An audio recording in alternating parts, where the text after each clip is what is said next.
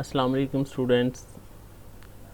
हम लोग लास्ट 3-4 रोज़ से सिंपल हार्मोनिक मोशन के बारे में पढ़ रहे हैं। कल भी हमने उसी से रिलेटेड एक टॉपिक पढ़ा। तो आज हमने देखना है कि अगर आपके पास एक object with attach with spring हो, स्प्रिंग के साथ बंधा हुआ हो, तो क्या उसकी मोशन सिंपल हार्मोनिक होगी या नहीं। जैसे आप देख रहे हैं कि स्प्रिंग के साथ एक ऑब्जेक्ट अटैच किया हुआ है, ये इसकी होगी मीन पोजीशन। आप इसे इस मीन पोजीशन से ड्रैग करते हुए खींचते हुए इस पॉइंट ए पे ले आए। जब आप इसे छोड़ेंगे तो यकीनी सी बात है ये वापस मूव करेगा टूवर्ड्स द मीन पोजीशन और मीन पोजीशन से दोबारा अंदर की तरफ चला जाएगा, इस हालत में आ जाएगा। जब ये इस हालत में आएगा तो ये स्प्रिंग थोड़ा सा कंप्रेस हो जाएगा और ये दोबारा वापस मूव करेगा।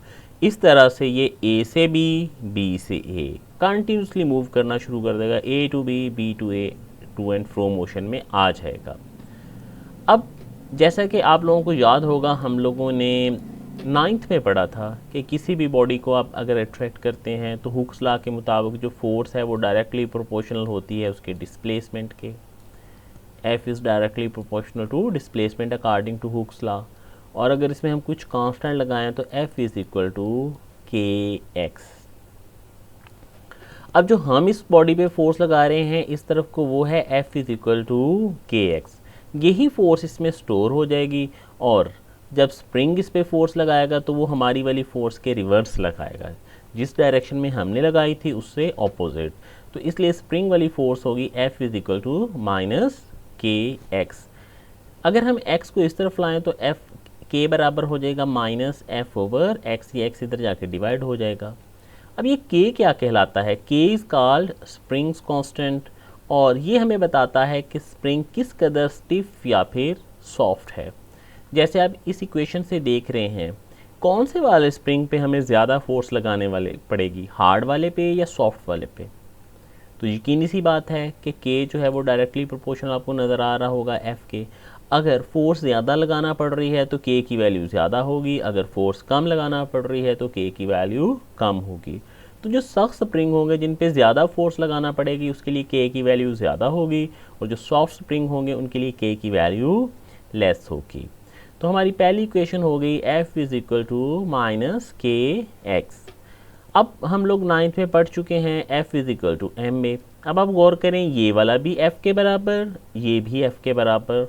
तो अगर हम इनको कंपेयर करें 1 और 2 को, तो अगर इनकी लेफ़्ट साइड्स बराबर हैं तो यकीनी सी बात है राइट साइड्स भी बराबर हुई, यानी M A is equal to minus K x.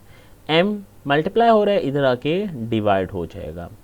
अब ये काम हम बहुत दफ़ा कर चुके हैं कि कहीं पे डायरेक्टली प्रोपोर्शनल नज़र आ रहा हो तो हम उसको ख़त्म कर सकते हैं। किस तरह से? इक्वल और कांस्टेंट लगा के।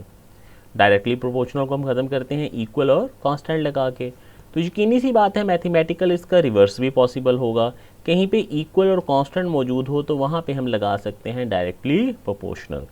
तो यहाँ पे हमारे पास k की वैल्यू भी कांस्टेंट है, m मैथ्स हम लोग 9th में पढ़ चुके हैं, हर जगह एक रहता है, ये भी कांस्टेंट है।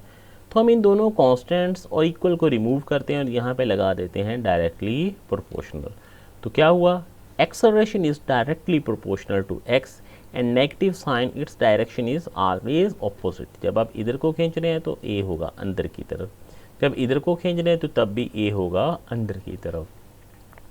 तो इस इक्वेशन से हमें पता चला कि acceleration is directly proportional to the displacement from the amplitude and its direction is always acting towards the mean position. So the motion of mass attached to the spring is a simple harmonic motion. अब बेटा book का page number 2 शुरू से आपने ये जो पहला page नज़र आ रहा है इसमें से ये पैराग्राफ रीड आउट कर लेना है। ये motion of the mass attach to the spring, इसको आपने लर्न कर लेना है यहाँ तक। और इसकी ये वाली डायग्राम, ये लॉन्ग क्वेश्चन होगा।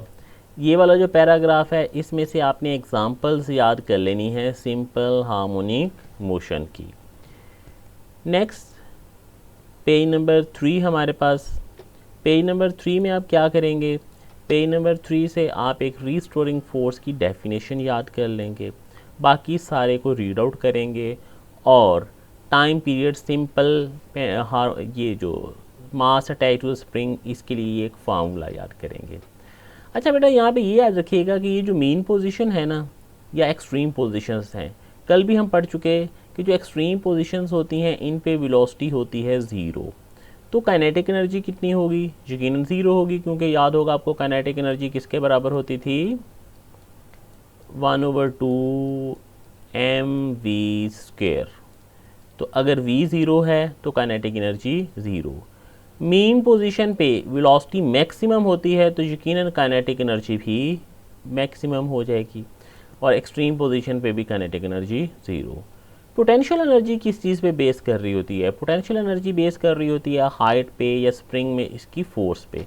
तो यहाँ पे स्प्रिंग रेस्ट की हालत में कोई फोर्स भी नहीं लगा पा रहा होगा, यहाँ पे इसमें मैक्सिमम फोर्स होगी तो पोटेंशियल एनर्जी हो जाएगी मैक्सिमम, यहाँ पे हो जाएगी ज़ीरो और इस एंड पे भी मैक्सिमम।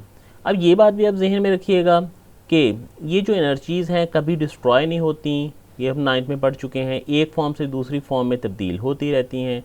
अगर यहाँ पे पोटेंशियल एनर्जी है 10 जॉल तो यहाँ पे काइनेटिक एनर्जी कितनी होगी? अल्टीमेट सी बात है 10, और यहाँ पे फिर से पोटेंशियल एनर्जी हो जाएगी 10।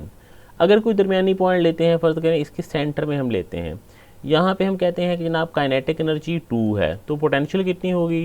यकीनी सी बात है पोटेंशियल एनर्जी होगी 8, ताकि दोनों मिल के टोटल 10 बनाएं।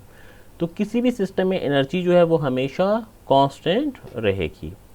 फिर ये भी आपने एमसीक्यूज़ के लिए पॉइंट याद कर लेना है, ये पॉइंट भी एमसीक्यूज़ के लिए याद कर लेना है। इसमें ए क्या है? एम्पलीट्यूड। पेज नंबर 4, ये बॉल एंड बाउल सिस्टम, इसको आपने लॉन्ग में याद कर लेना है। इसको आप पढ़ेंगे तो बिल्कुल आसानी से आपको याद हो जाएगा। ये बिल्कुल ऐसे ही है जैसे कि पेंडुलम वाला था। ये मोशन ऑफ पेंडुलम वाला आप लॉन्ग में याद कर चुके, ये फार्मूला भी यकीनन आप लोग याद कर चुके, ये भी आप पढ़ लीजिएगा और ये भी आप लर्न कर लेंगे। ये डेफिनेशन भी आपने याद की, और इसके अलावा ये फ़ीचर्स भी आपने सारे के सारे याद कर लिए।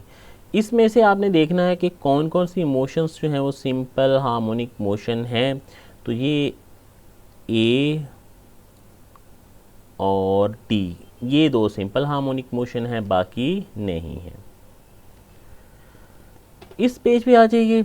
इस पेज से भी हम लोग ये वाले पॉइंट्स तो याद कर चुके, फिर हम लोगों ने ये वाला भी याद कर लिया। ये आपने एमसीक्यूज़ के हवाले से याद कर लेना है। फिर ये एक एग्जांपल है। ये एग्जांपल क्या है? Find the time period and frequency of simple pendulum 1 metre long. एक सिंपल पेंडुलम जिसकी लंबाई 1 मीटर है और जी की वैल्यू ये है, उसके लिए मालूम करें time period and frequency.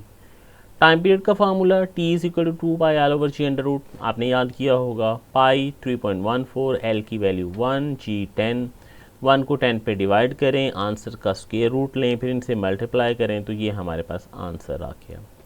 Frequency बराबर होती है 1/t, टाइम पीरियड के रेसिप्रोकल है, इसे डिवाइड करें और ये फ्रीक्वेंसी भी आ चुकी।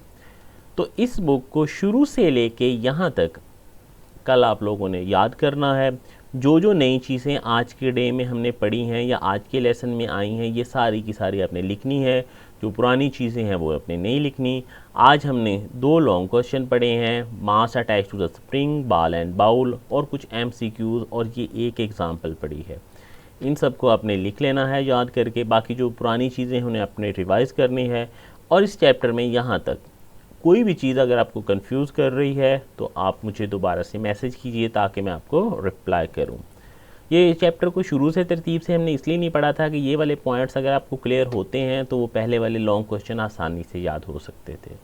थैंक यू बेटा, अल्लाह हाफिज़।